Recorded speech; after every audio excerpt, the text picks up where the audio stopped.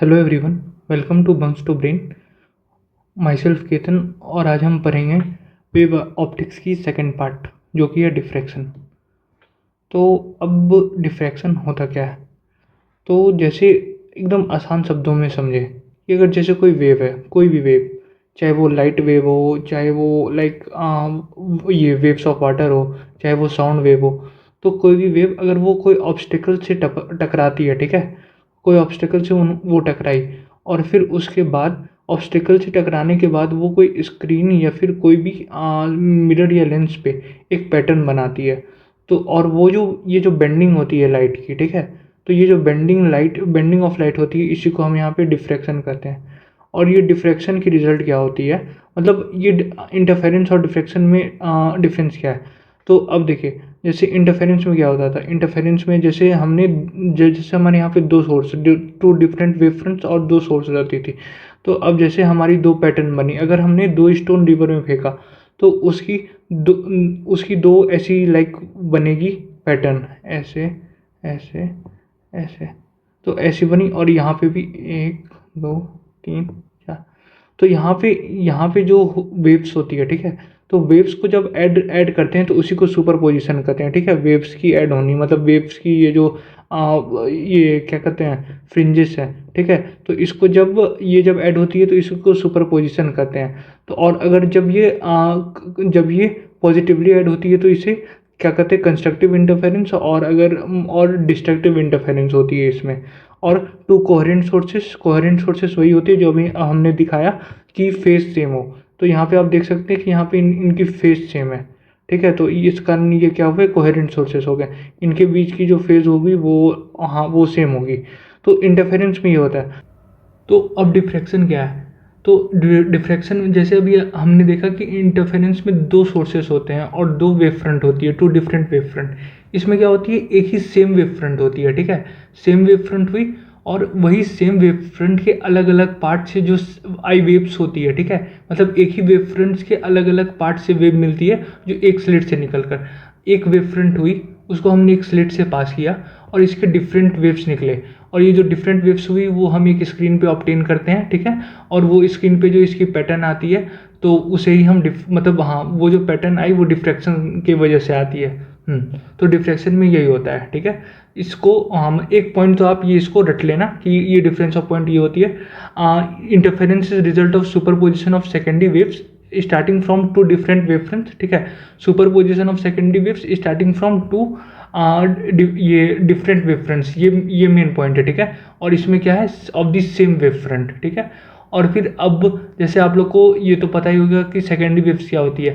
Like अगर एक wave किसी ऑब्स्टेकल या स्लिट से गुजरती है तो उसकी हर एक पॉइंट से छोटी छोटी नई लाइक हाँ वेव्स निकलती है, ये सेकेंडरी वेव्स। मतलब ये अगर एक वेव हुई, इसको अगर हमने स्लिट से पास कर दिया तो इसके बाद जो इसकी रिजल्टेंट वेव आएगी वो सारी सेकेंडरी वेव्स होती है, ठीक है। और फिर सुपरपोजिशन यही होती है कि जब दो दो या ज़्यादा मतलब हाँ कम से कम दो वेव्स एक ही जगह मिलेंगे तो उसकी एम्पलीट्यूड ऐड हो जाती है। तो हाँ, उसे हम लाइक मतलब अगर उसकी एम्पलीट्यूड ऐड होकर के स्ट्रांग हो गई, बढ़ गई, इंक्रीज हो गई तो उसे कंस्ट्रक्टिव कहते हैं, और एम्पलीट्यूड डिक्रीज हो गई तो उसे डिस्ट्रक्टिव कहते हैं। फिर उसके बाद डिफ्रैक्शन में यही है कि इसमें एक सेमी वेव फ्रंट पास होगी और फिर उसके बाद वो अलग अलग हो जाएगी यहाँ पे, तो वो उस केस में डिफ्रैक्शन हो जाएगा, ठीक है। फिर उसके बाद क्या है, फ्रिंज विथ ये फ्रिंज का यही मतलब होता है कि अगर हमने स्क्रीन पे पैटर्न देखा, ठीक है, और वो ब्राइट या डार्क है, ठीक है, मतलब वो हमें क्लियरली मतलब आप अगर स्क्रीन पे ये पैटर्न देखोगे इंटरफेरेंस या डिफ्रैक्शन, तो इसके जो पैटर्न्स होंगे वो ब्राइट और डार्क बैंड्स में दिख जाएंगे आपको। तो वो जो डार्क और ब्राइट बैंड्स में दिखते हैं उसे फ्रिंजेस कहते हैं, ठीक है। तो इसमें जो फ्रिंजेस होंगी वो सारी इक्वल विथ की होगी, और डिफ्रैक्शन में क्या होगा, जो सारी फ्रिंजेस होगी उसमें मतलब जो सेंट्रल वाली होगी, जो बीच वाली होगी, उसकी जो लाइक वो विथ होगी वो बहुत ज़्यादा होगी, मतलब वो बड़ी होगी, फिर बाकी फिर छोटी हो जाएगी। ये किस केस में होगा, ये डिफ्रैक्शन में होगा, ठीक है। फिर उसके बाद इंटरफेरेंस में क्या, all bright fringes are of same intensity. तो इसमें क्या है, मतलब हाँ वही सेम चीज़ कि ये जो ब्राइट फ्रिंजेस है उसकी इंटेंसिटी, उसकी जो कॉन्ट्रास्ट होगी वो आपको क्लियरली दिखेगी। और इसमें क्या होगी, जो सेंट्रल वाली होगी, जो सेंट्रल विथ जो बताया कि जो सबसे बड़ी होगी उसकी इंटेंसिटी भी ज़्यादा होगी। उसके बाद लाइक सेंट्रल इमेज के बाद उसकी ये फ्रिंज की कम होते जाएगी। हाँ, मतलब इंटेंसिटी डिक्रीज होते जाएगी वो फ्रिंज की, जैसे ही हम सेंट्रल से मूव करेंगे लेफ्ट या राइट। फिर उसके बाद region of dark fringes are perfectly dark, so there is good contrast between bright and dark fringes. तो अभी हमने देखा ब्राइट फ्रिंजेस की इंटेंसिटी सेम होती है और डार्क फ्रिंजेस परफेक्टली डार्क होती है। ठीक है, तो हाँ, मतलब इससे आप मतलब क्लियरली समझ सकते हो कि ये आपको क्लियरली दिख जाएगी, क्योंकि ब्राइट इमेज की भी इंटेंसिटी सेम है, ये भी डार्क है, तो ब्राइट और डार्क आपको क्लियरली दिख ही जाएगी। ठीक है, फिर यहाँ पे क्या है, region of dark fringes are not perfectly dark, so there is a poor contrast between bright and dark fringes. तो यहाँ पे परफेक्टली डार्क नहीं था, बट यहाँ पे परफेक्टली डार्क था, तो हमें क्लियरली पता चल जाता था कि ब्राइट और डार्क फ्रिंजेस में डिफरेंस। यहाँ पे क्या है, परफेक्टली डार्क नहीं है, तो यहाँ पे पुअर कॉन्ट्रास्ट होगा और हमें मतलब हम इजिली आइडेंटिफाई नहीं कर पाएंगे ब्राइट और डार्क फ्रिंजेस में। ठीक है, फिर उसके बाद क्या है, ये at an angle lambda by D. तो यहाँ पे लैम्डा क्या है, लैम्डा वेवलेंथ होता है वेव का वेवलेंथ ये सबको पता है। ठीक है, फिर उसके बाद ये डी क्या है, डी इंटरफेरेंस या डिफ्रैक्शन, मतलब देखो डिफ्रैक्शन में तो एक ही स्लिट होता है, तो ये स्लिट की विड्थ है। ठीक है, ये डी, और यहाँ पे डी क्या है, यहाँ पे इंटरफेरेंस में 2 स्लिट्स होती है, तो ये जो 2 स्लिट्स होती है ना, 2 नैरो स्लिट्स, हाँ, उसके बीच का जो डिस्टेंस होता है वो डी होता है, और इसमें एक सिंगल स्लिट की जो विड्थ होती है वो डी होती है। तो इस केस में हम ब्राइट फ्रिंज जो हमें मिलेगी पहली लैम्डा बाई डी, दोनों में याद रखना कि लैम्डा बाई डी ही है, इसमें भी लैम्डा बाई डी ही है और इसमें भी लैम्डा बाई डी ही है, बट इसमें क्या होता है, लैम्डा बाई डी में we get a bright fringe, किसमें, इंटरफेरेंस में। ठीक है, और इसमें क्या होता है, we get a first dark fringe.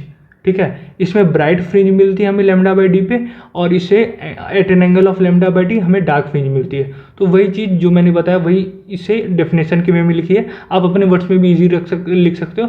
और 4 पॉइंट्स कम से कम याद रख लेना, क्योंकि एक क्वेश्चन 4 नंबर के ही आते हैं, 4 से ज़्यादा के तो नहीं आएंगे, तो आप मतलब 4 भी याद करते हो तो मोर देन इनफ है। हाँ, मतलब इसको अपने वर्ड्स में लिख देना, रटने की जरूरत नहीं है, जो मैंने बताया उसी को ही समझ लेना।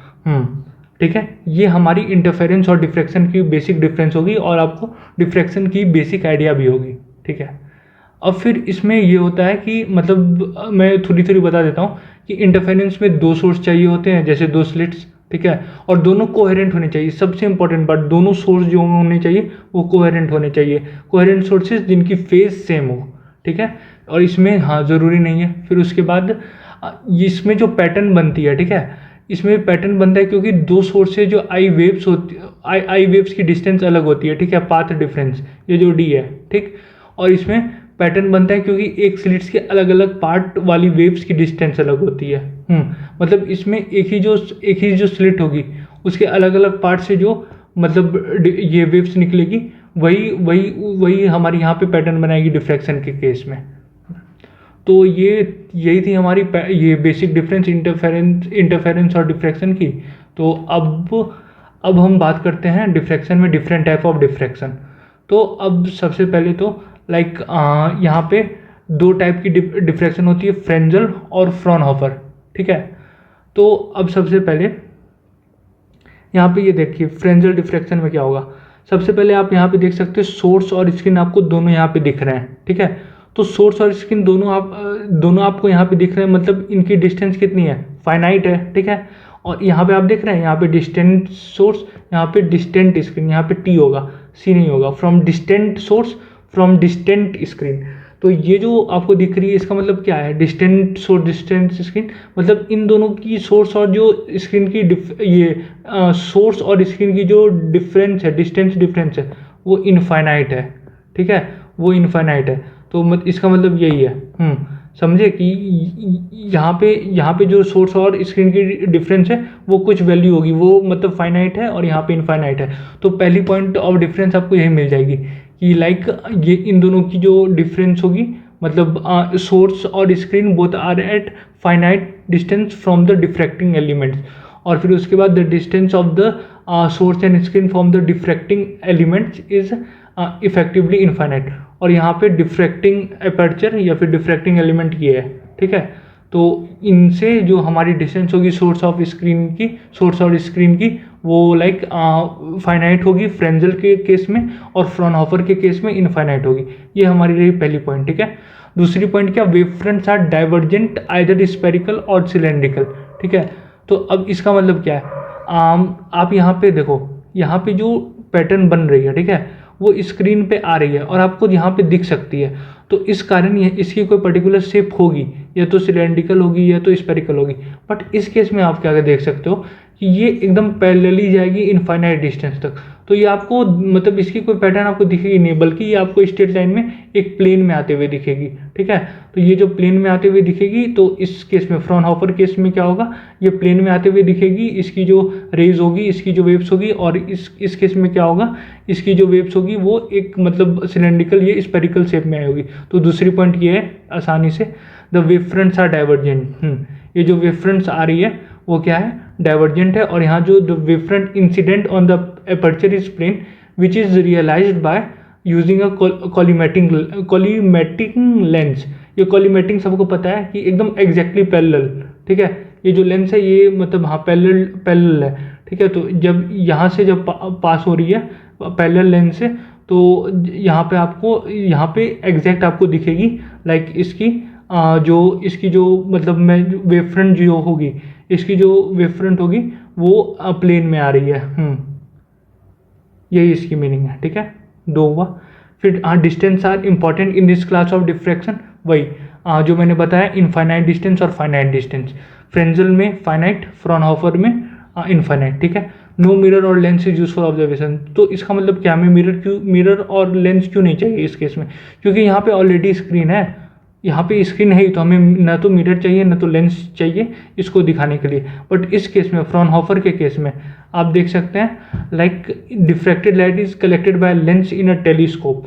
तो इसमें क्या होता है कि फ्रॉनहोफर के केस में आपको मिरर या लेंस चाहिए होती है, क्योंकि यही मतलब क्योंकि इस केस में इनफाइनाइट डिस्टेंस पे आपकी सोर्स और स्क्रीन रहते हैं। तो न तो सोर्स मतलब स्क्रीन आसपास नहीं है, इस कारण हमें लेंस या ये मिरर पे देखते हैं, ठीक है। फिर उसके बाद the ray proceed directly to axial points. तो अब इसका क्या मतलब है, एक्सियल पॉइंट्स क्या होते हैं। तो ये जो पहले तो एक्सियल पॉइंट्स ये होती है कि जो मतलब हमारी डिफ्रैक्टिंग मतलब जो स्लिट होती है, स्लिट के एक्सिस पे जो पॉइंट्स होते हैं वही एक्सियल पॉइंट्स हो गए, ठीक है। तो वहाँ पे जो मतलब रेज आते हैं यहाँ पे डायरेक्टली आ जाते हैं, किस में, फ्रेंजल के केस में। और फ्रॉनहोफर के केस में क्या होती है, large number of parallel raise falling on the lens corresponding to each point on the screen, ठीक है। लेंस के through large number of parallel raise screen पे फॉल करती है, ठीक है। लेंस से गुजर के स्क्रीन पे ये फॉल करती है, और हर एक पॉइंट पे रेज की एक अलग एंगल मिलती है। मतलब हर एक पॉइंट पे हमें लाइक एक अलग मतलब रेज दिखेगी स्क्रीन पे। और यहाँ पे मतलब एक ही पॉइंट हो सकती है, हाँ रेयरली ही एक से ज़्यादा पॉइंट होगी। जैसे आप देख रहे हैं यहाँ पे, ये देखिए स्क्रीन पे एक ही पॉइंट पे ये सारे कोइंसाइड कर गए।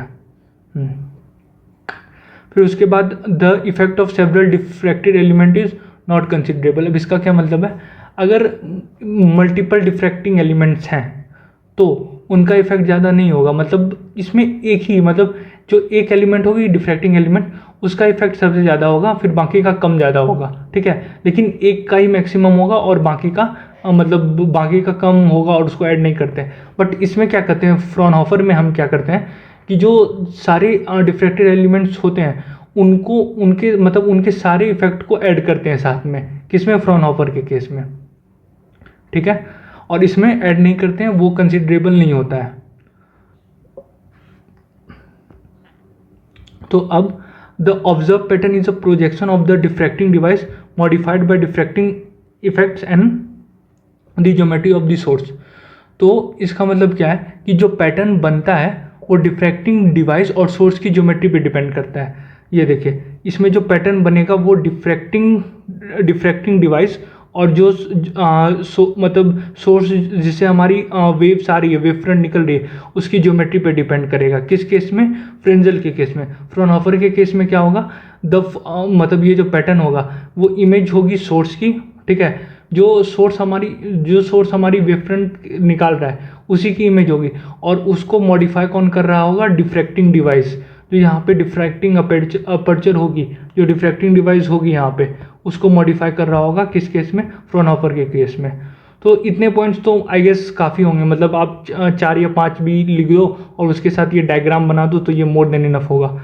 बट हाँ, मतलब मैं सारे बता देता हूँ, ठीक है। फिर उसके बाद क्या है, in case of point of axis और 4 पॉइंट ऑफ एक्सिस। अब मतलब जो पॉइंट एक्सिस पे नहीं होगा, ठीक है, तो अगर मतलब अगर कोई पॉइंट एक्सिस पे नहीं है तो इसमें हर रे का कंट्रीब्यूशन अलग हो जाएगा, क्योंकि डिस्टेंस और एंगल अलग हो जाता है, ठीक है। मतलब यहाँ पे सोर्स और स्क्रीन क्या है, पास पास है, तो इसमें अगर हम थोड़ा सा भी चेंज करें एक्सिस में तो आपको मतलब यहाँ पे रे की कंट्रीब्यूशन अलग हो जाएगी। बट इस केस में क्या होगा कि मतलब यहाँ पे डिस्टेंस बहुत ही ज़्यादा है, बहुत ही, तो इसका मतलब ज़्यादा डिफरेंस पड़ेगा ही नहीं।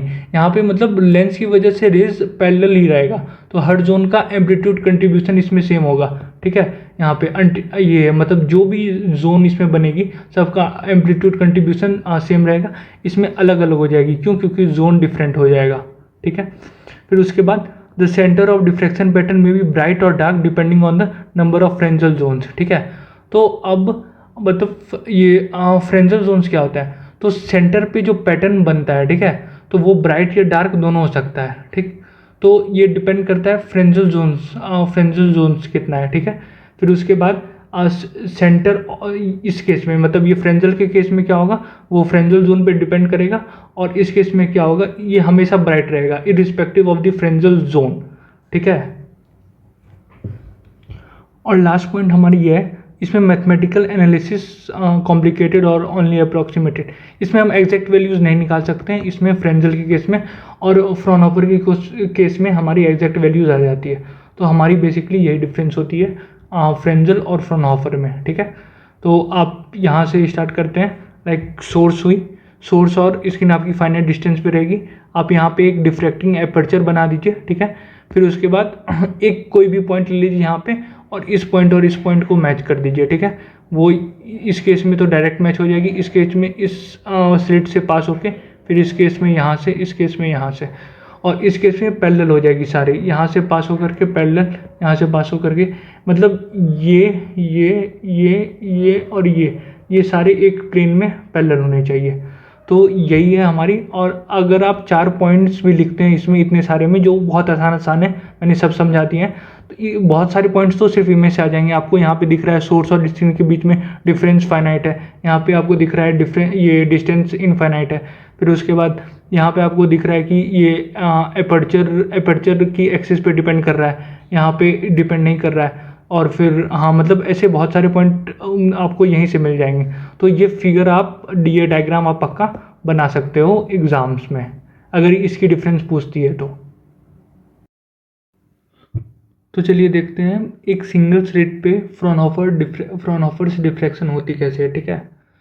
तो यहाँ पे हम एक स्लिट लेते हैं और फिर ये पूरी सेटअप समझते हैं कि इसमें लाइक एग्जैक्टली यहाँ पे ये रेज यहाँ पे डिफ्रैक्ट होके यहाँ पे रेज कन्वर्ज कैसे हो रही। तो सबसे पहले हम लाइट सोर्स लेते हैं, ठीक है। तो ये अब सोर्स से हम यहाँ पे 3 रेज निकालें, ओके। तो आप में से मतलब कोई सोच सकता है कि मतलब हम एक रेज यहाँ पे एक रे क्यों नहीं लिए, या फिर 2 रेज ही क्यों लिए, या फिर मतलब हाँ मिनिमम कितने रेज लेने चाहिए। तो बेसिकली कोई भी ऑब्जेक्ट के लिए हमें मिनिमम 2 रेज चाहिए होती है। तो इस कारण हम यहाँ पे 2 रेज मिनिमम लेते ही हैं। आप कोई भी आप अगर रे डायग्राम देखोगे तो उसमें 2 रेज तो रहेंगे ही, क्योंकि 2 रेज के बिना इमेज आपकी बनेगी ही नहीं।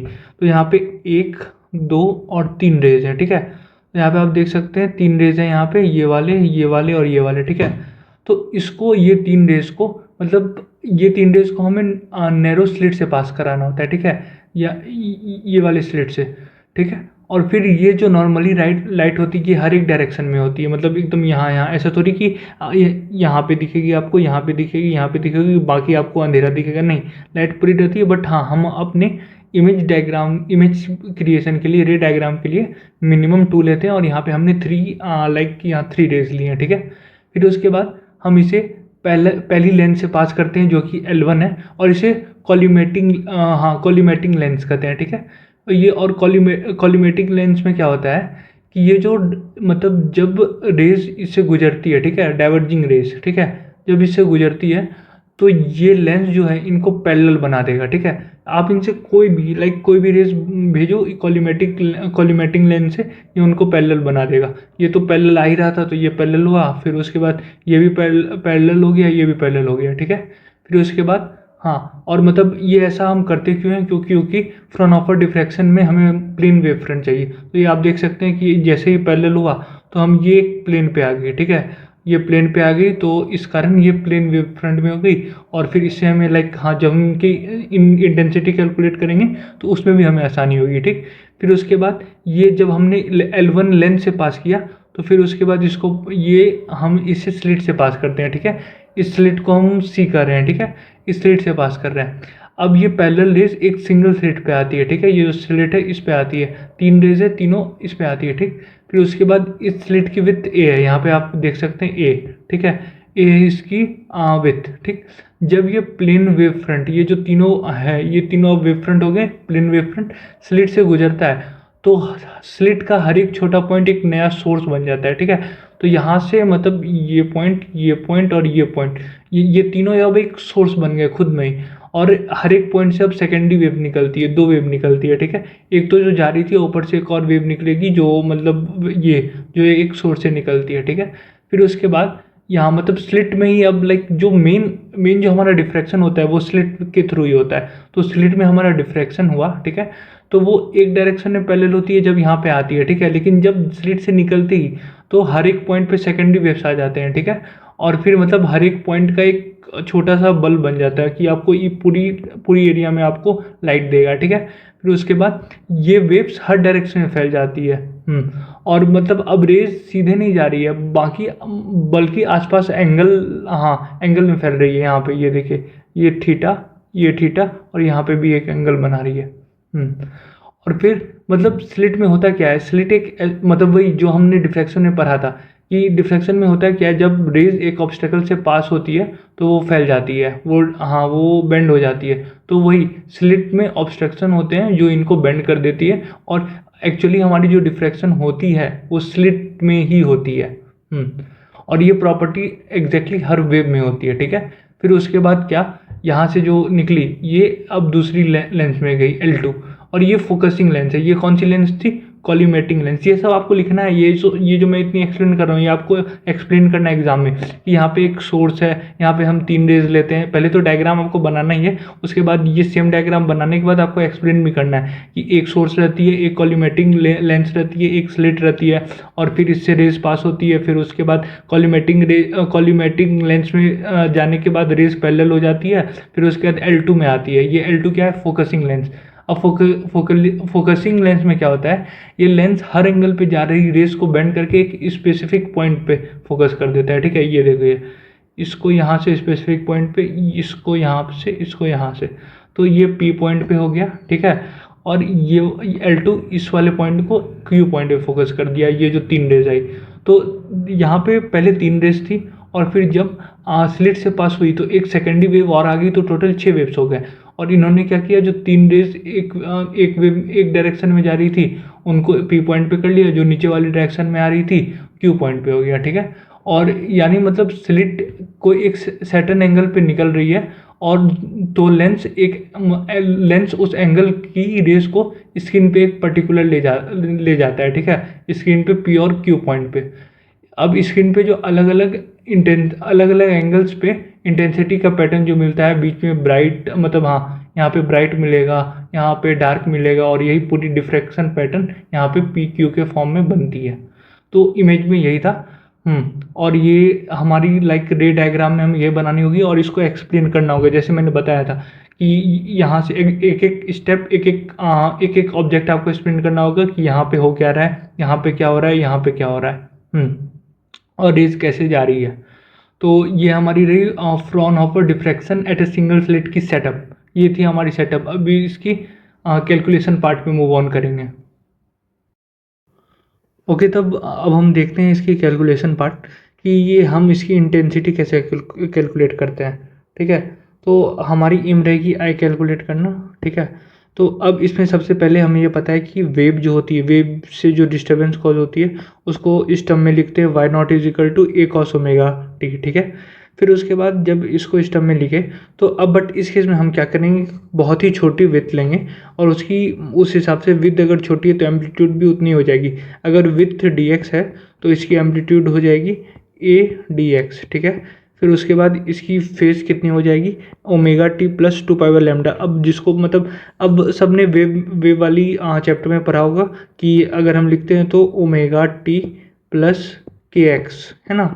तो ये जो के होती थी ये इसे वेव नंबर कहते हैं, जो किसके बराबर होती है, टू पाई बाय लैम्डा। तो वही टू पाई बाय लैम्डा हमने लिखा, two pi by lambda X sine theta. तो ये बेसिकली हमने स्टैंडर्ड वेव इक्वेशन जो है वही हमने उठाई है और कुछ इसमें हमने लाइक नया नहीं किया है। तो ये अगर वाई नॉट था तो डी वाई में हमने क्या लिखा, जो ए थी वो ए डी एक्स हो गई, यहाँ देखो आप, जो ए थी वो यहाँ पे ए डी एक्स हो गई, ठीक है। फिर उसके बाद कॉस का ये रहा, फिर ओमेगा टी जो था, ठीक है, ओमेगा टी की फेज चेंज होकर कितनी होगी, two pi by lambda X sine theta, ठीक है। ये तो ये यहाँ से ये आ गई और two pi by lambda wave number है।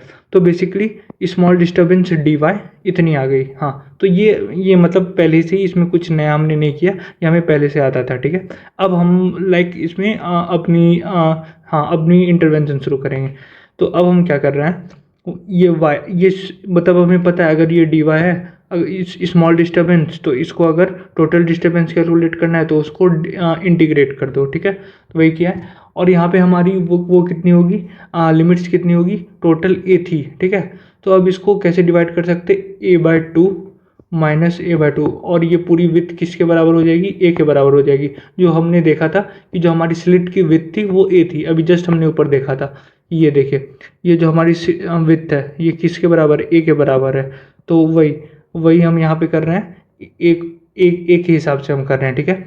तो हमने ये किया, फिर उसके बाद बस हमने कुछ नहीं किया, ये जो डी वाई थी इसको उठा के यहाँ पे लिख दिया, ये डी वाई को उठा के यहाँ पे लिख दिया और कुछ नहीं किया, ठीक है। फिर उसके बाद जब ये करने के बाद ए को ऐसे रहने दिया, ये देखो ये क्या है, कॉस ए प्लस बी। तो अब कॉस ए प्लस बी की फॉर्मूला सबको पता है, कॉस ए प्लस बी की फॉर्मूला क्या होती है, cos A cos B minus sine A sine B, यही होती है। तो कॉस ए आया, कॉस ए, ठीक है, और कॉस बी, ठीक है। फिर उसके बाद हमने क्या किया, कॉस ओमेगा टी को बाहर निकाल लिया और उसके बाद अच्छा हाँ, cos A cos B minus sine A sine B. तो फिर साइन वाली टर्म है साइन ओमेगा टी और sign to pi by x, हाँ तो वही वही किया। और हमने मतलब मल्टीप्लाई करने के बाद जो कांस्टेंट टर्म है, ठीक है, ये तो कांस्टेंट ही रही, मतलब हमारी कैसी थी, ऐसी थी। फिर उसके बाद ये दोनों को मल्टीप्लाई कर दी किया तो कॉस ओमेगा टी और कॉस ये वाली साथ में हुई, तो उसमें फिर कॉस ओमेगा टी हमने बाहर निकाल दिया क्योंकि ये कांस्टेंट थी। यही सेम चीज़ हमने यहाँ पे किया। तो उसके बाद ये इक्वेशन जैसे हमारी आई, ठीक है, तो अब इसको सॉल्व करते हैं। तो इसमें कुछ नहीं करना, यहाँ पे आप ये देख सकते हो, ये साइन वाली जो टर्म है, आपको सबको पता है ये क्या होती है, इवन होती है, इवन फंक्शन होती है। तो इवन फंक्शन में और यहाँ पे लिमिट सिमेट्रिक है, तो ये पूरी फंक्शन क्या हो जाएगी, जीरो। मतलब आप वो छोड़ो, आप यहाँ पे वैल्यू पुट करके देख लो। तो जब यहाँ पे आप वैल्यू पुट करोगे क्या आएगी, टू पाई, और एक्स की जगह आपको क्या पुट करना है, ए बाय टू। तो इसको करोगे तो ये जो भी टर्म आ रही है ए साइन थीटा, मतलब यहाँ पे अगर यहाँ पे ए बाय टू पुट करोगे एक्स के जगह, तो यहाँ पे क्या बचेगी, two pi into A by two sine theta, यही हुई ना। और फिर जब ये कट जाएगी तो क्या आएगी, पाई इंटू ए साइन थीटा। और ये क्या बन रहा है, एन पाई बन रहा है, और हमें पता है साइन एन पाई क्या होता है, जीरो होता है। तो साइन एन पाई जीरो हुआ, वही सेम केस माइनस वाले में होगा, वो भी जीरो हो जाएगा। तो ये जो पूरा टर्म क्या हो गया, ये जीरो हो गया, ठीक है। इसमें कोई किसी को दिक्कत नहीं होनी चाहिए, ये टर्म जीरो कैसे हुआ। एक तो ये पहली रीज़न, ये या तो आप वैल्यू पुट करके देख लो तो उससे भी जीरो होगा, या फिर जो मेन रीज़न हम देखते ही बता सकते हैं, क्योंकि ये एक इवन फंक्शन है और इवन फंक्शन में इसकी जो लिमिट्स है वो सिमेट्रिक है। तो ये दो रीज़न है, ठीक है। ये चीज़ जीरो हो गई, ठीक। अब ये चीज़ बची, ठीक है, ये वाली टर्म बची। अब इसमें हम वैल्यू पुट कर रहे हैं, ठीक है। तो अब एक और चीज़ हमने किया कि इसमें वैल्यू पुट किया हमने, तो ए आया। फिर उसके बाद हाँ, इसकी इंटीग्रेशन करेंगे कॉस की, तो वो साइन हो जाएगी, साइन, ठीक है। फिर उसके बाद हमने वैल्यू पुट किया तो टू से टू कटेगा और ए आएगा, तो पाई ए साइन थीटा बाय लैम्डा, और उसके बाद यहाँ पे भी पाई साइन थीटा बाय लैम्डा आएगा, ठीक है। फिर उसके बाद हम क्या करते हैं, और कॉस ओमेगा टी ये वाला इसको बाहर निकाल दिया, ए के साथ क्लब कर दिया, इसको ए को इसके साथ क्लब कर दिया, कॉस ओमेगा टी को इसके साथ बाहर निकाल दिया, यहाँ पे ला दिया। ठीक, फिर उसके बाद क्या किया हमने, ये जो ए वाली टर्म है वो क्या किया हमने, यहाँ पे सिर्फ पाई साइन थीटा था, और हमें क्या चाहिए, ये दोनों टर्म सेम चाहिए। ठीक है, ये हम दिखाएंगे हमें ये ऊपर वाली टर्म क्यों सेम चाहिए। Basically sign alpha by alpha चाहिए हमें। ठीक है, साइन अल्फ़ा बाय अल्फ़ा चाहिए, तो उसके लिए क्या है, ये पूरी अल्फ़ा नहीं है, ये पूरी अल्फ़ा तब होगी जब इसमें ए मल्टीप्लाई करेंगे। तो अगर हम डेनोमिनेटर में ए मल्टीप्लाई करेंगे तो ऊपर भी मल्टीप्लाई करना पड़ेगा न्यूमरेटर में भी। तो हमने क्या किया, A into capital A into small A किया, और यहाँ पे एक स्मॉल ए आया, और कॉस ओमेगा टी वैसे ही। ठीक है, तो बस, और फिर ए इंटू ए को ए नॉट लिख लिया हमने। ठीक है, और फिर यहाँ पे हमने दिखा भी दिया कि ये इक्वेशन आई, और ए नॉट, ए इंटू ए को ए नॉट लिखा, और फिर साइन ये अल्फा, ये sine pi A sine pi A sine theta by lambda by pi A sine theta by lambda cos omega T. ठीक, और फिर उसके बाद क्या किया, ये जो टर्म आई ये, इसको हम ए के बराबर मान लिए, साइन ए, और मतलब साइन अल्फ़ा, सॉरी ये तो है साइन अल्फ़ा, तो इसको अल्फ़ा के टर्म्स में मान लिए, और फिर ये जो अल्फ़ा है यही है, alpha is equal to pi A sine, sorry alpha is equal to sine, sorry alpha is equal to pi A sine theta by lambda, यही टर्म, तो यहाँ पे इसको अल्फ़ा मान लिया। ठीक है, तो अब बहुत ही सिंप्लीफाइड इक्वेशन हो गई। ये क्या आई, A sine alpha by alpha cos omega T. ठीक है, ये बहुत ही सिंप्लीफाइड हो गई, यहाँ पे अल्फ़ा ये है। ठीक, और उसके बाद क्या, हमें पता है ये जो पूरी टर्म होती है एम्पलीट्यूड होती है। ठीक है, तो फिर आर क्या हुई, रिजल्टेंट एम्पलीट्यूड क्या हुई, इसको उठा के यहाँ पे लिख दिए, ये तो वेव की वो होती है। ठीक है, तो रिजल्टेंट एम्पलीट्यूड हमने यहाँ पे उठा के लिख लिया, और हमें पता है कि जो इंटेंसिटी होती है वो एम्पलीट्यूड का स्क्वायर होती है, तो आर स्क्वायर। ठीक है, और फिर आर स्क्वायर जो हम कैलकुलेट करेंगे तो बस इसका स्क्वायर कर दिया, तो A not square sine square alpha by alpha square, यही आएगी। तो हाँ, हमारी इंटेंसिटी यही आई। और फिर अगर ये जो इंटेंसिटी आई हमारी, ठीक है, और फिर ये जो अल्फ़ा स्क्वायर है इसको आई नॉट लिख लिया, I nought is equal to alpha A nought का स्क्वायर। ठीक है, और फिर ये जो थीटा है, मतलब हाँ, ये किस केस में होगा, जब थीटा ज़ीरो हो जाएगा, तो थीटा ज़ीरो होगा तो साइन थीटा कितना होगा, साइन, ये साइन थीटा ज़ीरो तो 1 हो जाएगा, और अल्फ़ा ज़ीरो तो 0। तो इस केस में क्या हो जाएगा, I nought is equal to A nought का स्क्वायर हो जाएगा। तो हमारी इंटेंसिटी यहाँ पे हम ऐसे कैलकुलेट कर सकते हैं कि intensity I is equal to I not sine square alpha by A square, और यहाँ पे यही बोल रहा है as A is equal to pi A sine theta by lambda, it is clear that alpha depends on the angle of diffraction theta. ठीक है, और ये मतलब sine square alpha by alpha square give the intensity at different value of theta. तो ये हमें intensity दे रहा है डिफरेंट वैल्यू ऑफ थीटा पे, और फिर ये जो अल्फ़ा है ये हमें क्लियरली है कि मतलब इसकी इन्फरेंस यही आई, इसकी कंक्लूजन यही है कि जो अल्फ़ा है वो थीटा पे डिपेंड कर रहा है। और हमें ये इंटेंसिटी निकालने के लिए क्वेश्चंस आ जाते हैं कि ये जो हमारी फ्रॉनहोफर डिफ्रैक्शन है, फ्रॉनहोफर डिफ्रैक्शन, इसकी सबसे पहले तो वो सेटअप पूछ लेगा, और फिर ये पूछ लेगा कि मतलब वो काम कैसे करता है, पूरी सेटअप एक्सप्लेन करो, और उसके बाद ये आपसे इसकी कैलकुलेशन पूछ लेगा, और ये प्रूफ पूछ लेगा, या इंटेंसिटी निकालने बोल देगा कि आप इसकी इंटेंसिटी ये निकाल के दो। तो आपको यही सेम स्टेप्स फॉलो करने हैं। यहाँ पे एकदम मैंने एकदम बेसिक से सारे स्टेप्स बता दिए हैं, सारी इंटीग्रेशन वाले स्टेप्स भी बता दिए हैं। तो हाँ, अब अब मूव ऑन करते हैं नेक्स्ट टॉपिक पे। तो चलिए अब कैलकुलेट करते हैं पोजीशन ऑफ मिनिमा। हमारी मिनिमा किस किस पोजीशन पे आएगी, तो हाँ चलिए देखते हैं। तो अब इंटेंसिटी मिनिमम कब होगी, इंटेंसिटी इंटेंसिटी तब मिनिमम होगी जब साइन अल्फ़ा बाय अल्फ़ा 0 होगा। वो कैसे किया हमने, यहाँ देखिए इंटेंसिटी की जो फॉर्मूला थी ये, तो इसमें ए नॉट वाली जो टर्म है वो तो 0, मतलब उसको 0 नहीं ले सकते, तो हम इस टर्म को 0 लेते हैं। ठीक है, तो साइन अल्फ़ा बाय अल्फ़ा 0 होगी, तो ये पूरी आई की वैल्यू कितनी हो जाएगी, 0, और वो हमें उस पॉइंट पे क्या मिल जाएगा, मिनिमा मिल जाएगा वो उस अल्फ़ा की पॉइंट पे। ठीक है, तो अब हम क्या देख रहे हैं, sine alpha by alpha is equal to 0, alpha को उधर भेजा, sine alpha is equal to 0। अब sine alpha is equal to 0, अब सबको पता है हाँ, अगर यहाँ पे कोई ऐसा टर्म है और वो 0 के बराबर होता है, तो अल्फा किसके बराबर हो जाता है, प्लस माइनस एन पाई के बराबर। कि हम यहाँ पे एन पाई की कोई भी वैल्यू डालें, मतलब 2 पाई, 3 पाई, 4 पाई, कुछ भी वैल्यू डालें, उसकी आंसर 0 ही आएगी। तो हमने क्या किया, alpha is equal to plus minus N pi, ये हमने क्या कर दिया यहाँ पे, ये यहाँ पे अल्फा की ये वैल्यू आई है, ठीक है। अब और यहाँ पे एन की वैल्यू क्या क्या हो सकती है, 0 तो ऑफकोर्स नहीं होगी, क्योंकि साइन 0, हाँ 0 ही होता है, बट यहाँ पे हम 0 कंसिडर नहीं करते, यहाँ पे हम 1 2 3 4 5 वाला कंसिडर करते हैं, ठीक है, एक्सेप्ट 0, ठीक। अब उसके बाद क्या, हाँ ये जो हमारी I sine alpha is equal to 0, और अल्फा की यहाँ से ये value I alpha is equal to plus minus N pi. तो हमने अल्फा की एक और वैल्यू अभी ऊपर में जस्ट निकाला था, वो क्या थी, यहाँ पे ये देखो आप, अल्फा की यहाँ पे पाई साइन थीटा बाय लैम्डा, ये हमने अभी जस्ट निकाला था, ठीक है। तो अब हम क्या करेंगे, वही जो अल्फा की वैल्यू है यहाँ पे पुट कर देंगे। तो अब हम देखिए यहाँ पे क्या क्या करेंगे, pi A sine theta by lambda is equal to N pi. तो पाई से पाई कट जाएगा, लैम्डा इधर चला जाएगा, तो एन लैम्डा होगा, और प्लस माइनस एन लैम्डा। तो ए साइन थीटा किसके बराबर हो गया, प्लस माइनस एन लैम्डा के बराबर हो गया। तो हाँ यहाँ पे वही किया, यही alpha is equal to pi sine theta by lambda, जो अभी जस्ट मैंने आपको दिखाया, वो ऊपर से हमने डिराइव किया था, ठीक है। फिर उसके बाद इसको प्लस माइनस एन पाई के इक्वल इक्वेट कर दिया, इक्वल कर दिया, और उसके बाद ये जो पाई है, पाई कटा और लैम्डा इधर चला गया, ठीक है, लैम्डा उठ के इधर चला गया, तो प्लस माइनस एन लैम्डा।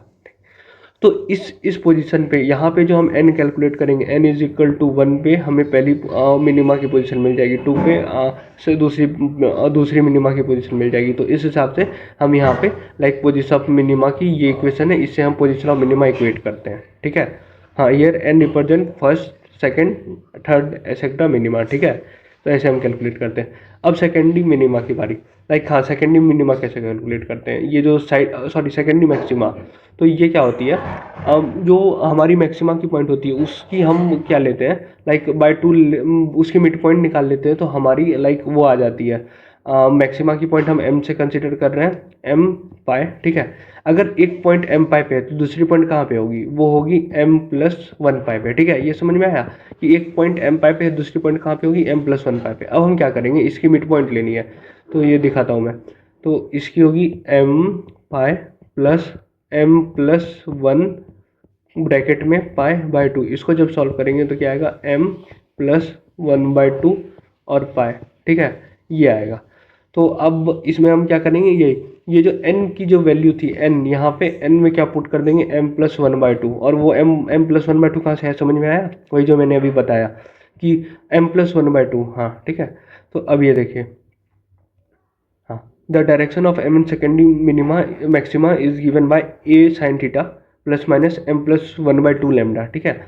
तो अब यहाँ पे क्या करेंगे, वापस से वही वो वाली इक्वेशन में जाएंगे जो हमारी अल्फा की इक्वेशन थी, क्या थी, पाई a sine theta by lambda, ठीक है, ये इक्वेशन थी। इसमें हम a साइन थीटा की जो हमारी वैल्यू है यहाँ से पुट कर देंगे, तो अब यहाँ दिख रहा है लैम्डा, यहाँ का लैम्डा कट जाएगा, तो वही वही किया है हमने। तो यहाँ पे देखिए alpha is equal to pi sine theta by lambda, ठीक। अब ये जो पाई बाय लैम्डा था उसको हमने यहाँ पे लिख दिया पाई बाय लैम्डा, और ए साइन थीटा की जब हर जगह हमने यहाँ ये कर दिया m plus 1 by 2 lambda, lambda से लैम्डा कटा तो क्या आया, plus minus pi m plus 1 by 2। तो यहाँ तक सब समझ में आ गया होगा कि ये कहाँ से आया, बेसिक्स है, यहाँ से लैम्डा हमने काट दिया, तो m प्लस 1 बाय 2 बचा, और ऊपर में पाई था, तो वहाँ वो पाई रह गया, ठीक है। तो अब यहाँ पे ये जो m में जो वैल्यू पुट करेंगे वो हमें मैक्सिमा देगा, ठीक है। अगर m में 1 पुट कर दिए तो वो हमारी लाइक ये फर्स्ट मैक्सिमा दे दिया, फिर 2 पुट कर दिए तो सेकंड मैक्सिमा दे दिया, और सो ऑन, ठीक है। तो अब यहाँ पे 1 पुट करेंगे तो क्या आएगा, 3 pi by 2 plus minus 3 pi by 2, ठीक है। फिर उसके बाद यहाँ पे 2 पुट करेंगे तो क्या आएगा, प्लस माइनस 5 पाई बाई 2। तो वो हमारी क्या किसकी पोजीशन हो गई, अल्फा की पोजीशन, मतलब हाँ अल्फा आ गई उस हिसाब से, और हमारी मैक्सिमा की पोजीशन आ गई, ठीक है। तो अब हाँ, अब ये जो हमारी ये पोजीशन आई, इस हिसाब से हम इंटेंसिटी भी तो कैलकुलेट कर सकते हैं। इंटेंसिटी की क्या फॉर्मूला होती है, I is equal to I not sine alpha by alpha का स्क्वायर, ठीक है।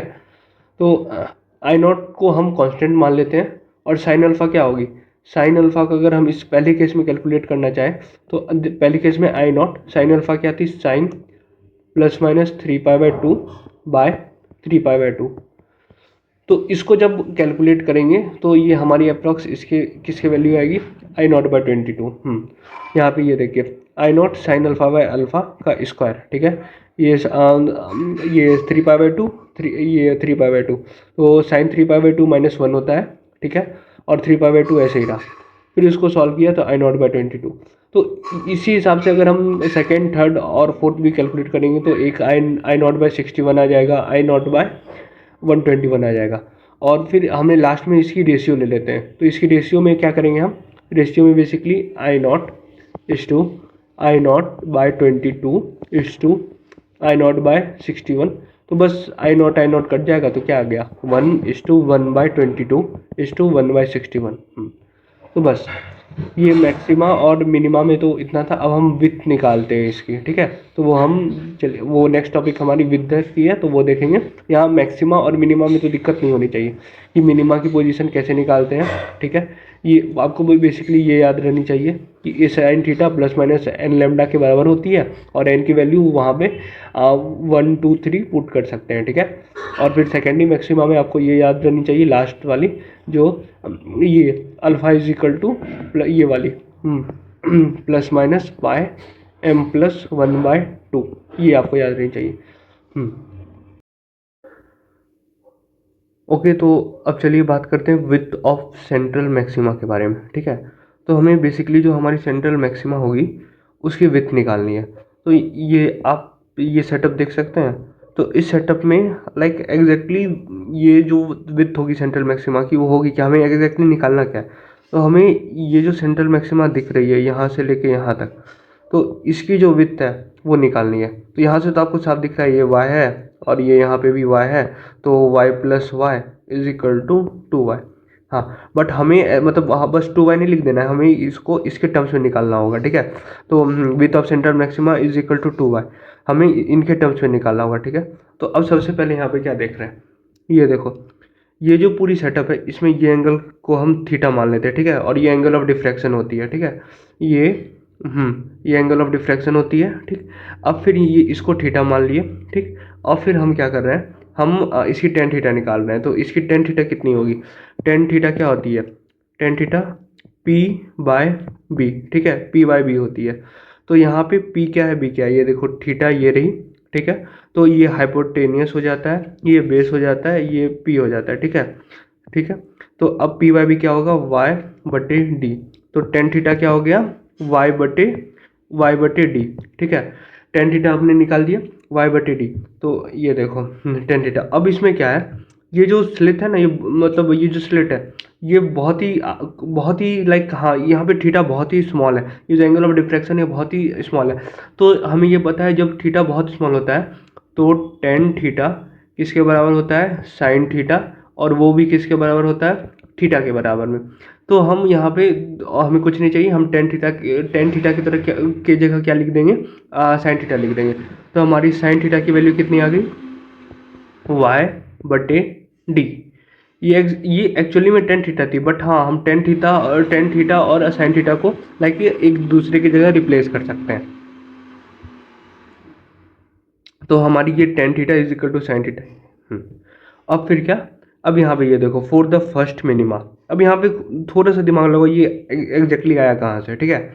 ये मतलब ये बुक वाले भी लाइक डायरेक्टली मतलब 2 लाइन और लिख सकते थे ये आया कहाँ से, बट मतलब हाँ ये जानबूझ के देते हैं कि तुम अपना भी कुछ दिमाग लगाओ। ये देखो अभी हमें जस्ट पढ़ा था मिनिमा के लिए क्या पोजीशन होती है, a sine theta is equal to plus minus N lambda, पढ़ा था अभी जस्ट ऊपर में।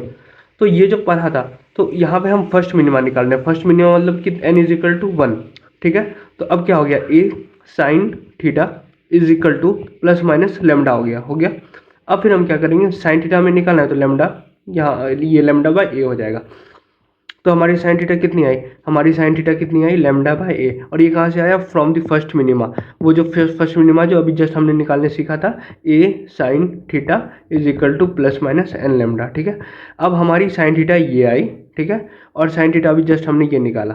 बस अब इसको 1 मान लेना, इसको 2 मान लेना, फ्रॉम 1 इंटू क्या हो जाएगा, plus minus lambda by a is equal to y/d, ये हुआ, ठीक। और फिर हमें लाइक हाँ ये हुआ, फिर उसके बाद हम यहाँ से y निकाल लेते हैं, क्योंकि हम हमारी एम क्या थी कि ये y को निकालना, फिर उसका 2y कर देंगे तो हमारी पूरी विथ आ जाएगी। तो हाँ अब हम हमारी y क्या आई यहाँ से, इसको जब हमने सॉल्व किया तो y क्या आ गई, y आ गई हमारी यहाँ से लेमडा कैपिटल D बाय ए, यहाँ पे प्लस माइनस, ठीक है। एक और चीज़ होती है जब स्लिट यहाँ पे है ना बहुत ही पास है, ठीक है, स्लिट और लेंस, ये जो हमारी स्लिट है और ये जो हमारी लेंस है, ठीक है, ये बहुत ही पास है यहाँ पे, ठीक। तो ये जो डी है ये बहुत ही छोटा होता है, जब डी बहुत ही छोटा है तो वो फोकल लेंथ के बराबर होता है, ठीक है। तो मतलब यहाँ पे आपको बस याद रखना है डी की जगह यहाँ पे आपको एफ लिख देना, और इसका रीज़न क्या है कि lens is very close to the slit, ठीक है, ये जो हमारी लेंस है वो स्लिट के बहुत क्लोज है, ठीक। और फोकल लेंथ को हमने एफ मान लिया, तो D is equal to F. तो हमारी वाई क्या आ गई, Y is equal to plus minus lambda F by A, ये हमारी वाई आ गई। और फिर बस इसमें क्या कर देंगे, अगर मतलब हमें पूरी चाहिए तो 2y कर देंगे, 2 से मल्टीप्लाई कर देंगे, तो 2 से मल्टीप्लाई कर देंगे तो क्या होगा 2 लेमडा एफ बटे ए। और यहाँ पे क्या किया, प्लस माइनस साइन किया, ठीक है। तो प्लस माइनस साइन किया है, मतलब ये दोनों साइड है, हाँ, on either side of central maxima y plus minus minus y, तो y प्लस वाई, वही सेम चीज़ जो मैंने बताया, बस 2 से इसको मल्टीप्लाई कर देना, माइनस प्लस हटा देना, तो क्या आ जाएगी 2 लेमडा एफ बाय ए। और ये जो हमारी हुई यही हमारी विथ ऑफ सेंट्रल मैक्सिमा है, तो हमारी विथ इतनी आती है सेंट्रल मैक्सिमा की। तो अगर हमारी फ्रॉनहोफर डिफ्रैक्शन है of a plane wave at a single slit, तो उसकी विथ कितनी आती है 2 लेमडा एफ बाय ए, जो अभी हमने जस्ट डिराइव किया, तो ये आपको याद रखना है। तो हाँ अब इससे हमें पता क्या चल रहा है, ये जो y इसके बराबर है, तो this shows that the width of a central maximum is directly proportional to the wavelength of light, ठीक है। ये जो लेमडा क्या है, लेमडा हमारी वेवलेंथ ऑफ लाइट है, ठीक है, वेवलेंथ है, ठीक है। और ये ए क्या है, ए हमारी क्या है, लाइक स्लिट विथ है, मतलब ये जो स्लिट की जो विथ है वो हमारी ए थी, तो वो उसके क्या है इन्वर्सली प्रोपोर्शनल है। तो हाँ बस यही यहाँ पे ये एक लाइन आप ये लिख देना एग्जाम में, तो आपके पूरे नंबर मिल जाएंगे। तो विथ ऑफ सेंट्रल मैक्सिमम में इतना ही था। अब हम कुछ क्वेश्चंस करते हैं, like questions on slit with. तो चलिए सॉल्व करते हैं न्यूमेरिकल्स, जो लाइक हाँ आ ही जाते हैं। तो सबसे पहले आप क्वेश्चन अच्छे से पढ़ो, सबसे इंपॉर्टेंट है कि आप क्वेश्चन सबसे अच्छे से पढ़ो, ठीक है। क्वेश्चन अगर आप अच्छे से नहीं पढ़ोगे तो नहीं बनेगी। Monochromatic light is incident on a slit of with 0.012 millimetre, ठीक है। The angular position of first bright line. अब फर्स्ट ब्राइट लाइन से क्या समझ में आया, ये यहीं पे तो क्वेश्चन की मेन ट्रिक आती है। फर्स्ट ब्राइट लाइन मतलब मैक्सिमा, ठीक है। तो हाँ ये फर्स्ट ब्राइट लाइन मतलब मैक्सिमा हमें समझ में आ गया, और फिर 5.2 डिग्री, ठीक है। Calculate the wavelength of the incident light. अब मैं सबसे पहले आपको क्या करना है, ये इसकी जो भी डेटा है वो डेटा आप यहाँ पे लिखो और उसको ऐसा यूनिट में कन्वर्ट कर दो। अगर ऐसा यूनिट में है तो वेल एंड गुड, बट नहीं है तो उसको आप कन्वर्ट करो। और फिर उसके बाद अगर आप इतना भी कर दोगे तो आपको लाइक मतलब 1 या 2 नंबर मिल जाते हैं। मतलब अगर 5 नंबर के क्वेश्चन है तो 1.5 तक मिल जाएंगे, और 3 नंबर के क्वेश्चन है तो 1 नंबर तो मिल ही जाएगा। तो अब इसमें क्या करते हैं, यहाँ पे ये जो स्लिट ऑफ विथ है इसको हम ए से डिनोट करते थे, वो हमने ऊपर भी दिखाया, ठीक है। ये जो हमारी स्लिट थी इसके बीच की जो डिस्टेंस थी वो ए थी, ठीक है, वो हमने रिप्रेजेंट किया, ठीक है, वो इतनी है। अब इसको मीटर में कन्वर्ट कर लिया, और फिर थीटा 5.2 डिग्री है, यहाँ पे रेडियन में करेंगे क्योंकि हम यहाँ पे विथ कैलकुलेट कर रहे हैं, ठीक है। तो अब रेडियन में कैसे कन्वर्ट करते हैं, पाई से मल्टीप्लाई करके पाई बाय 180 से।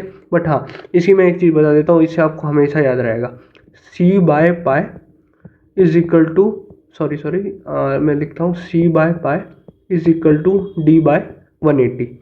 अब ये क्या है, अब ये फॉर्मूला से आपकी रेडियन टू डिग्री एक बार में कन्वर्ट हो जाएगी एकदम आराम से। इसमें मतलब ये आप याद रखो तो आपको रेडियन और मतलब ये रेडियन और डिग्री में कन्वर्ट करने में कभी दिक्कत नहीं होगी।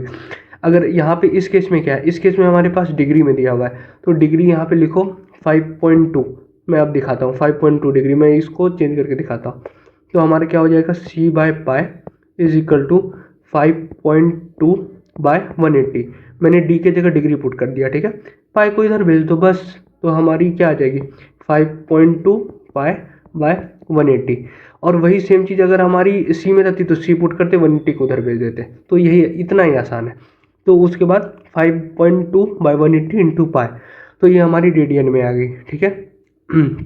अब फिर we know that the condition for maxima, वो जो हमने सेकेंड मैक्सिमा निकाला था उससे पहले ही मैंने बताया था, अगर एन पाई है मैक्सिमा की कंडीशन और दूसरी क्या हो जाएगी एन प्लस वन पाई हो जाएगी, तो इसको बाय टू करते हैं तो कितना आ जाएगा, इतना ही आ जाएगा, N plus one by two lambda, ठीक है। और फिर A sine theta is equal to इतना आता था, ये हमने ऊपर में ही दिखाया था, ये फॉर्मूला बेसिकली है, आपको याद रहनी चाहिए। अब यहाँ पे क्या है, एन की वैल्यू क्या है, फर्स्ट फर्स्ट, तो एन में यहाँ क्या पुट करेंगे, वन, तो वन हमने पुट किया, तो ए साइन थीटा किसके बराबर आ गई, ए साइन थीटा बराबर आ गई 3/2 लेमडा के इक्वल। तो जब ये 3/2 लेमडा के इक्वल आई, तो अब क्या करेंगे, यहाँ से हमें क्या निकालना है, वेवलेंथ लेमडा निकालना है, तो एकदम सिंपल सवाल हो गया। अब ये देखो, lambda is equal to 2/3 a sine theta, और यहाँ पे थीटा क्या है, स्मॉल है, मतलब हाँ थीटा की वैल्यू अगर स्मॉल है तो वो sine theta equal to theta हो जाता है, तो हम सॉरी, तो हम यहाँ क्या करेंगे, तो लेमडा अब क्या हो जाएगा, लेमडा इज इक्वल टू वहाँ जो साइन थीटा था वहाँ पे थीटा बाय 3, तो ए की जगह हम क्या लिखेंगे, ए की जगह ये वैल्यू, थीटा की जगह ये, बस इसको पुट कर दिया, हमारी आंसर आ गई। आप कैलकुलेटर से आराम से इसको सॉल्व कर सकते हो, कैलकुलेटर एकदम अलाउड है, कोई आपको कैलकुलेटर से सॉल्व करने के लिए नहीं रोकेगा इसमें। तो हाँ, ऐसे ही हमारी लाइक हाँ फिजिक्स के न्यूमेरिकल्स मतलब उतने कुछ ट्रिकी होते नहीं है आप, हाँ एक तो बस डेटा अच्छा से लिखने सीख जाओ तो आराम से आपसे सॉल्व हो जाएगी। तो ये रही पहली क्वेश्चन। अब चलिए दूसरी क्वेश्चन पे चलते हैं। अब ये क्या, a parallel beam of light lambda is equal to 5890 angstrom is incident perpendicularly on a slit of width 0.1 mm, ठीक है। Calculate angular width and linear width of the central maximum found on screen 100 centimetre away, ठीक है। ये 100 centimetre away मतलब D, मैं आपको इससे उससे विजुअलाइज कराता हूँ, जो हमने हमारी डायग्राम थी, एक सेकंड में दिखाता हूँ। एक तो एंगुलर विथ बोला है, एक तो लीनियर विथ बोला है, ठीक है। तो ये देखो, ये हमारी बनी थी सेंट्रल मैक्सिमम, ठीक है, ये हमारी बनी सेंट्रल मैक्सिमम। अब इसकी एंगुलर विथ क्या होगी, यहाँ पे अगर ये थीटा थी और ये अगर यहाँ पे भी होती है तो ये भी थीटा ही होगी ना, तो इसकी एंगुलर विथ कितनी हो जाएगी, 2 थीटा, ठीक है। और इसकी लीनियर विथ कितना, वाई, और यहाँ पे भी वाई थी, तो लीनियर विथ क्या हो जाएगी, 2y।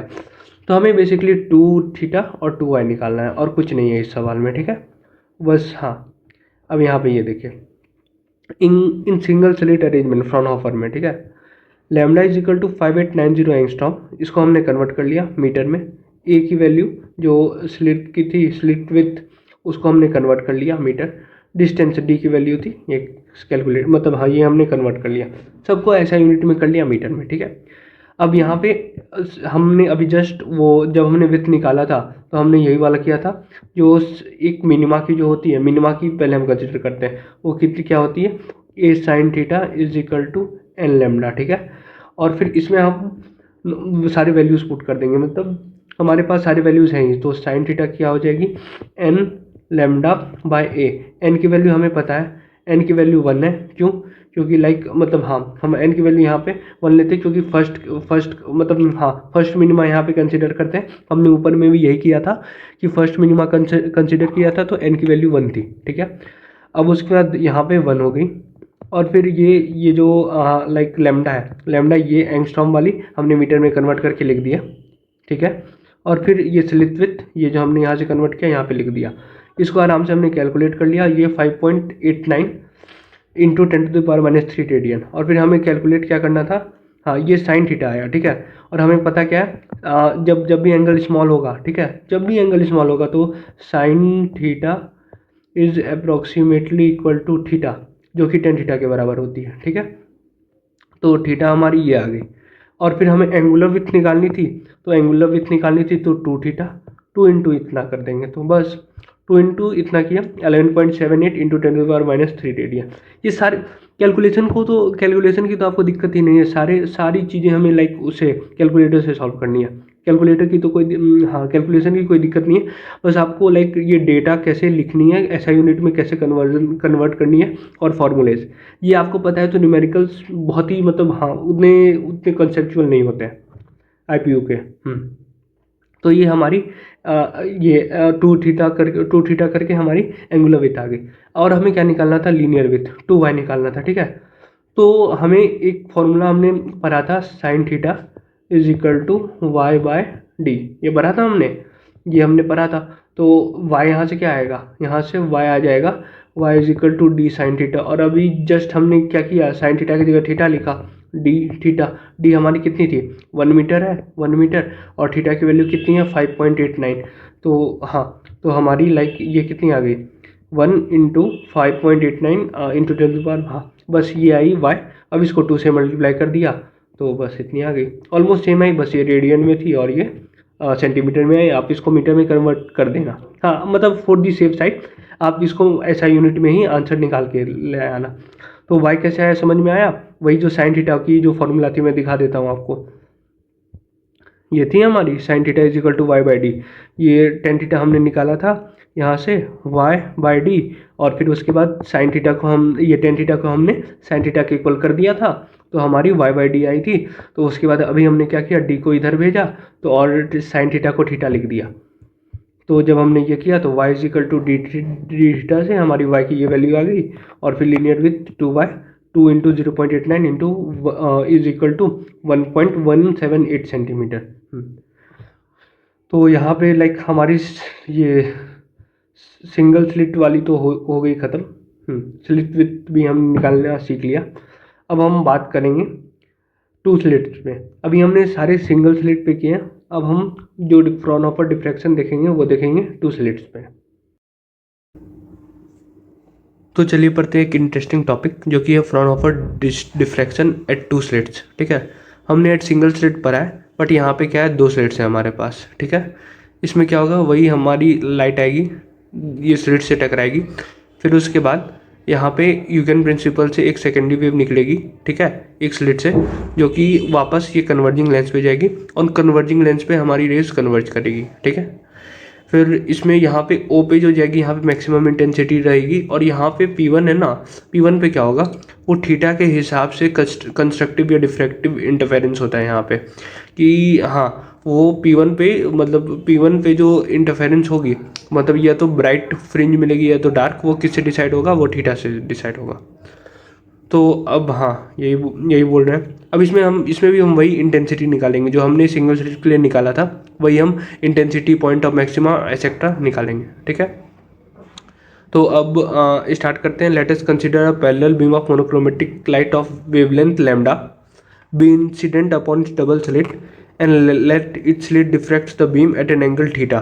ठीक है, ये जो एंगल थीटा बताया और ये जो लाइट आ रही है, इनकी वेवलेंथ कितनी है, लैम्डा है। ठीक है, फिर उसके बाद क्या है, पाथ डिफरेंस BNC।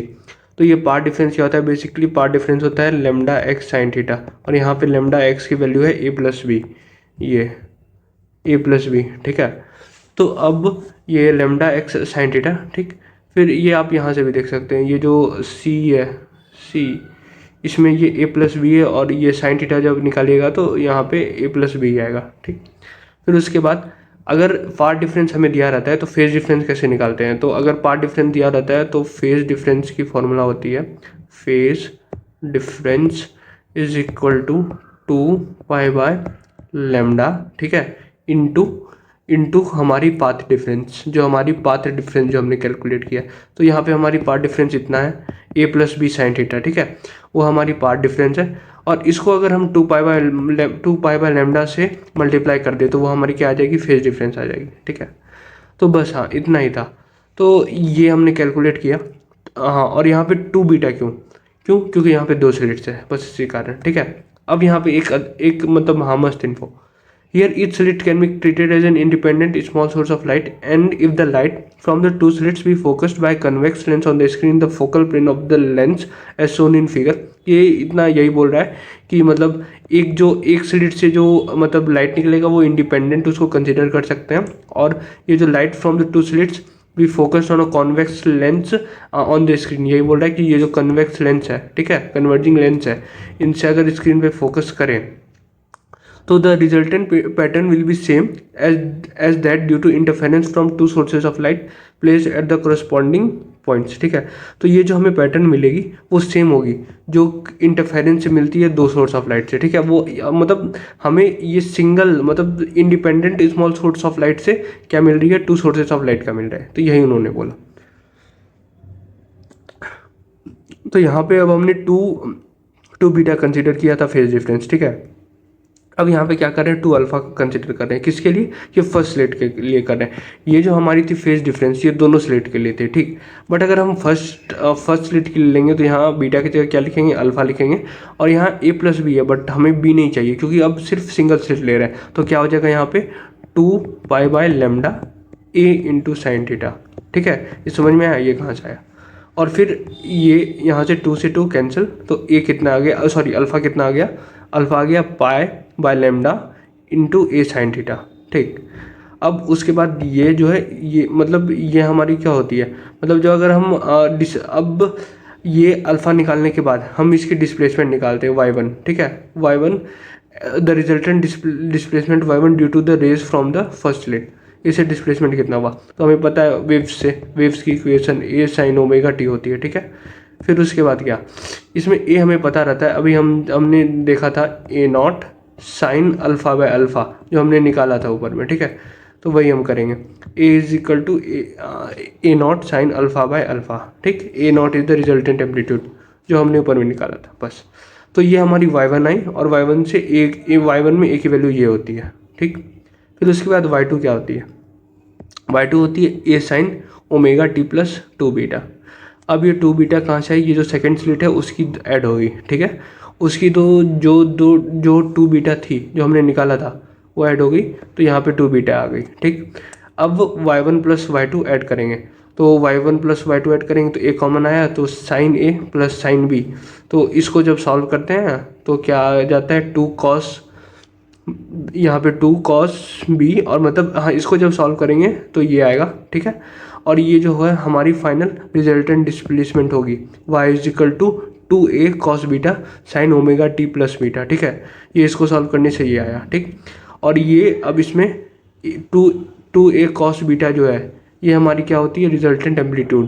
तो एम्पलीट्यूड होता है ना, मतलब जैसे अगर हमने वेव की इक्वेशन निकाली तो a साइन, ठीक है, ओमेगा टी, तो ए क्या होगी यहाँ पे, ये पूरी एक हो गई, ठीक है।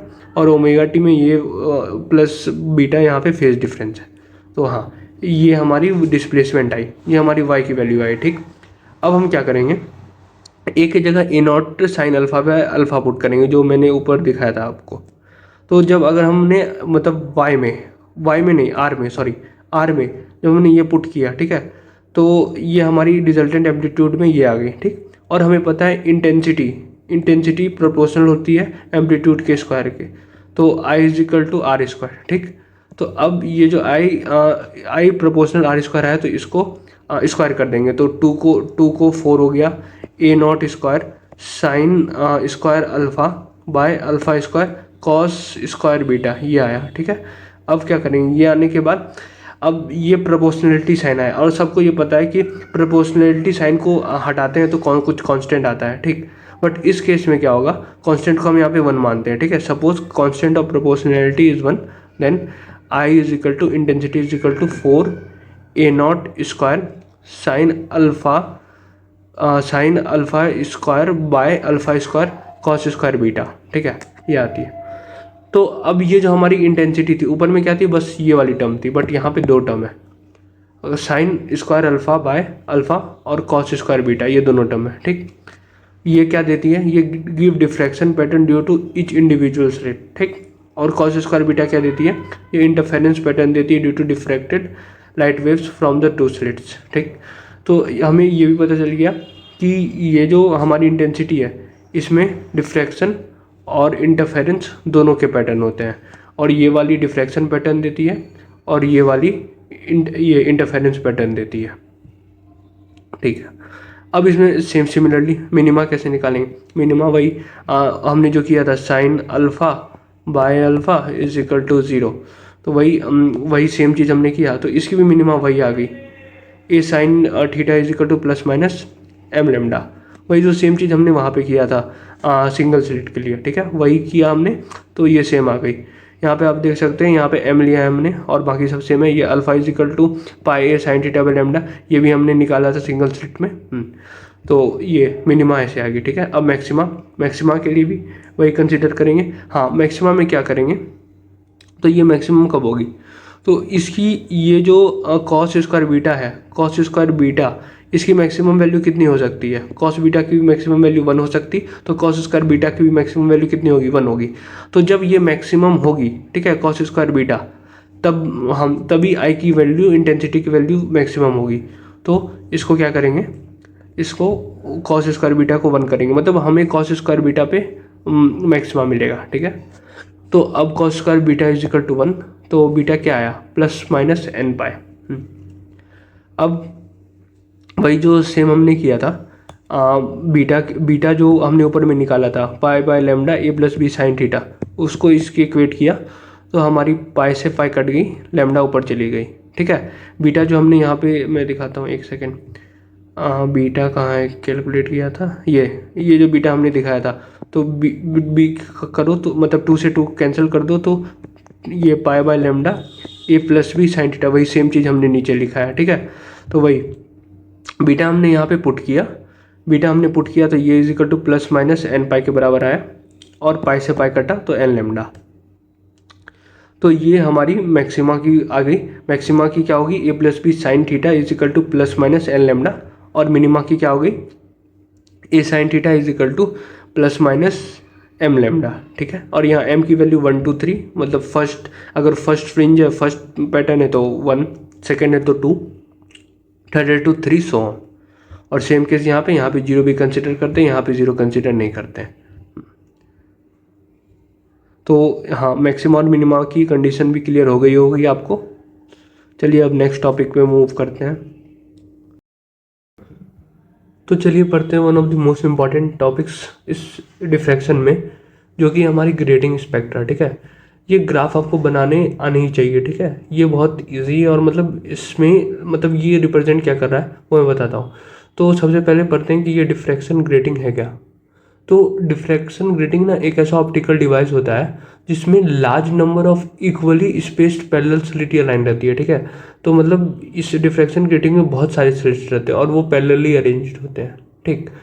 तो इसमें वही होता है कि अगर मतलब लाइट आप भेजो इसमें, हाँ लाइट में भेजो तो वो सेकेंडरी वेवलेट्स में, जैसे लाइक अगर लाइट आपने यहाँ से भेजा, एक तो सीधे जाएगी, एक तो ये डॉट डॉट होके जाएगी, सेकेंडरी वेवलेट्स, ठीक है। और फिर इसकी रिजल्ट जो आती है वो डिफ्रैक्शन पैटर्न होती है, और वही ब्राइट और dark fringes on the screen. तो अब देखते हैं यहाँ पे सबसे ऊपर में मैं बताता हूँ, सबसे ऊपर में ये जो है ये डिफ्रैक्शन पैटर्न है, ठीक है। ये एक सिंगल स्लिट से मतलब हाँ, जो हमने सिंगल स्लिट से कराया था डिफ्रैक्शन, तो उसकी जो कर्व आएगी वो ऐसी आती है, ये याद है, sine square alpha by alpha square, यही तो हमारी आई थी वो जब हमने कैलकुलेट किया था, लाइक हाँ जब हमने कैलकुलेट किया था इंटेंसिटी, तो हमारी ये आई थी ना। तो वही ये हमारी हुई डिफ्रैक्शन पैटर्न, ठीक है। फिर उसके बाद ये पहले हमें डिफ्रैक्शन पैटर्न सबसे ऊपर बनाना है, और ऊपर में आप ये लिख देना, ये वही है, मैं क्यूब लग रहा होगा बट यहाँ पे ये लिखा हुआ है साइन स्क्वायर अल्फा बटे अल्फा स्क्वायर, ठीक है। फिर उसके बाद सेकंड में आपको ये जो दिख रही है इंटरफेरेंस पैटर्न है, ठीक। तो इंटरफेरेंस पैटर्न को हम कैसे रिप्रेजेंट करते हैं, ये देखो, ये हुई डिफ्रैक्शन पैटर्न, ये आप याद रखना, क्योंकि ये सिंगल स्लिट से इसका एक सिंगल कर्व आई, यहाँ पे भी एक सिंगल ही कर्व आ रही है, बट यहाँ पे बहुत सारे मतलब वीक मिनिमा आ रहे हैं, वीक मैक्सिमा वीक मिनिमा, ठीक है। और ये वाली जो होती है ये मतलब सेंट्रल आप बोल सकते हो, या फिर मतलब प्रिंसिपल बोल सकते हो, मतलब हाँ one of the main maxima हुआ। और ये सब जो होती है वो वीक, इसको वीक मैक्सिमा मिनिमा कहते हैं, ठीक है।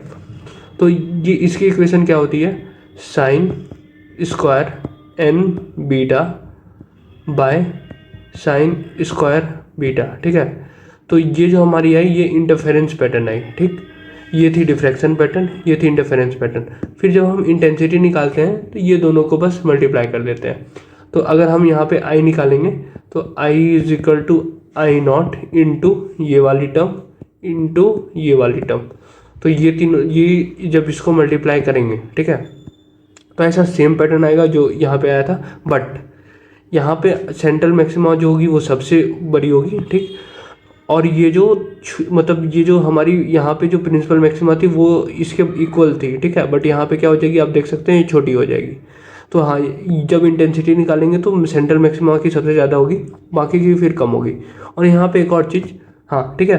तो हमारी मतलब मैं बताता हूँ वो एक और चीज़ मैं क्या मेंशन कर रहा था। तो ये हमारी इंटेंसिटी होती है, और आप यहाँ पे दिखा देना, अगर आप ये दिखा दोगे तो आपको एक्स्ट्रा मार्क्स मिल सकते हैं, मतलब हाँ वो खुश हो जाएगा कि आपको ये आता है एग्जाम में।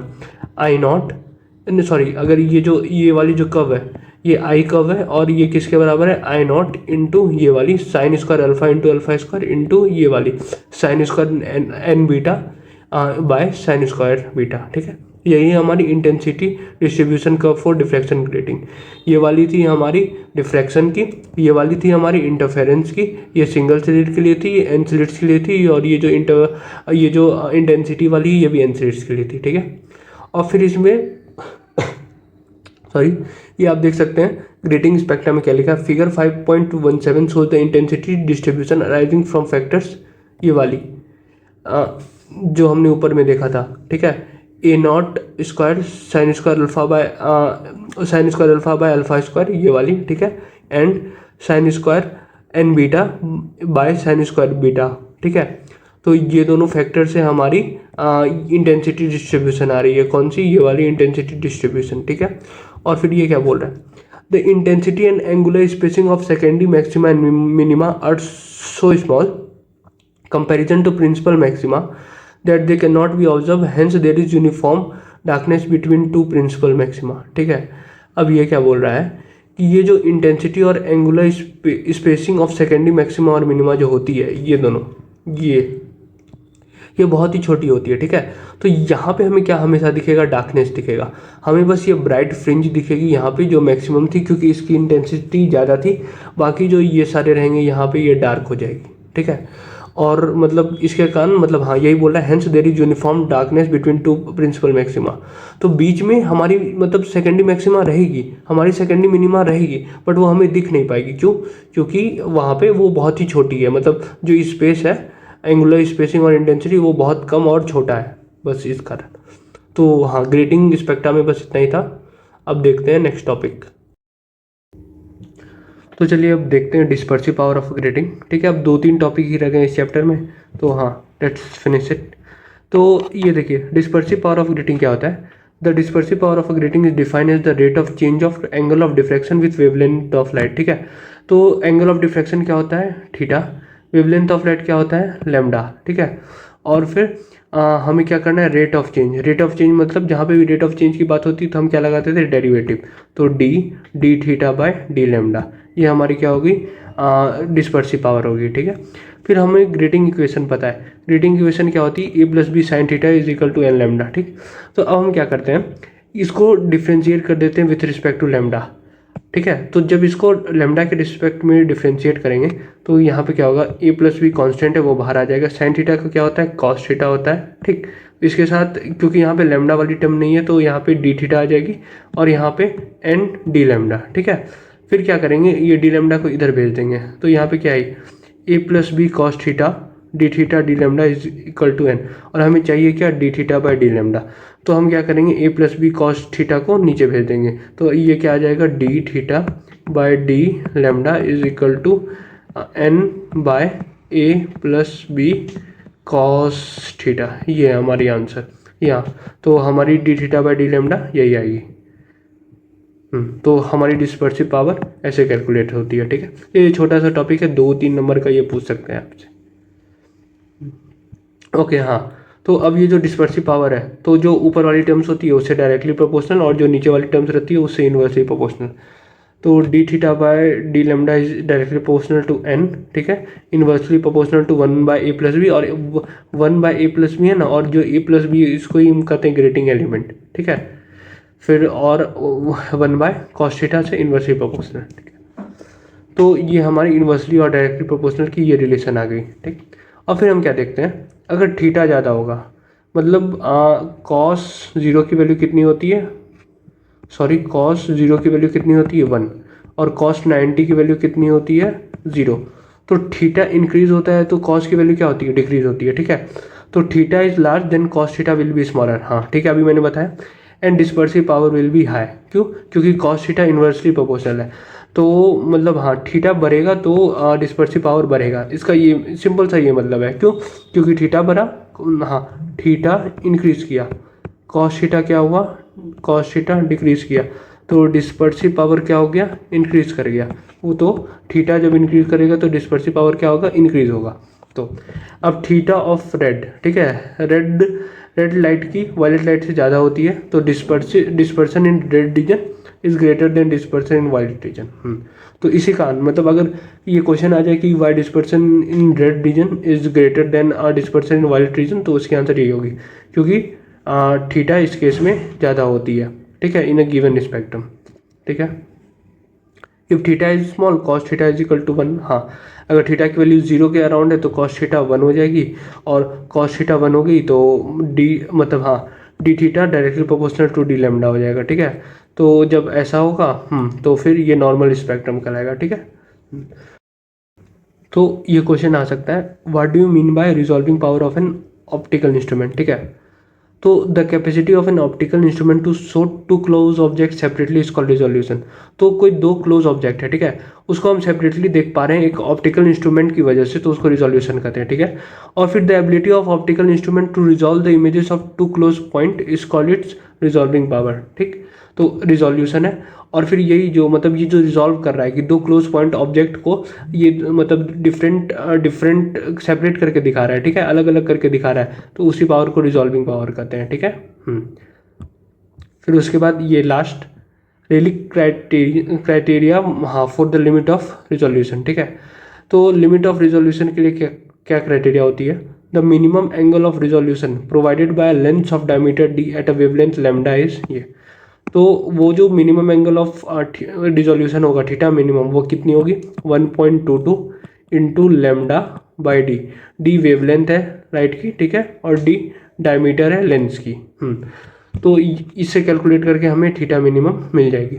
तो हाँ, यहाँ पे ये हमारी चैप्टर कंप्लीट होती है, ठीक है। ये छोटे छोटे जो टॉपिक्स है वो आप मतलब आप याद कर लेना, ये एग्ज़ाम में डायरेक्ट क्वेश्चन उठ के आ जाते हैं। ओके, तो हमारी यहाँ पे होती है चैप्टर कंप्लीट। हमने आपके सॉल्व करने के लिए बहुत सारे न्यूमेरिकल्स डाल रखे हैं, मैंने दो तो करवाए हैं, बाकी यहाँ पे आप खुद से प्रैक्टिस कर लेना, वो मोर देन इनफ होंगे। और हाँ, इतना आप करके चले जाना।